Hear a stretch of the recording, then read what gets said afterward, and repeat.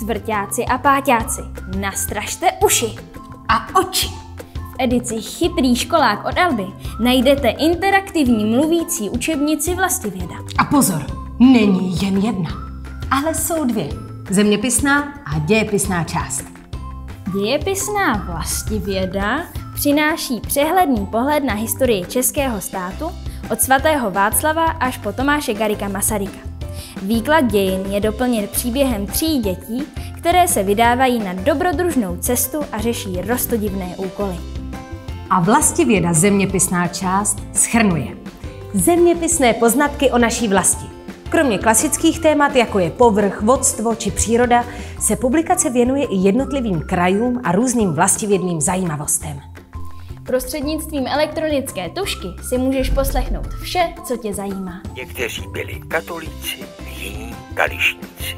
U každé kapitoly prozkoušíš své nově nabité znalosti v hravém kvízu. No prostě úplně jiné učení než v době Marie Terezie. Tam se děti učili neustálým opakováním pouček a biflováním. A představ si, že jich ve třídě mohlo být až 100. To jsem se dozvěděla v dějepisné části v kapitole Pracovitá dáma, ale taky máma. A co se ve vlastivědě líbilo nejvíc tobě?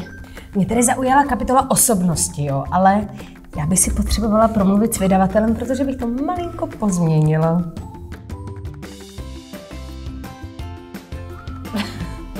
S interaktivními učebnicemi vlastivěda se prostě učíš hravě a zábavně. Pořídíš je na e-shopu a prodejnách Alby.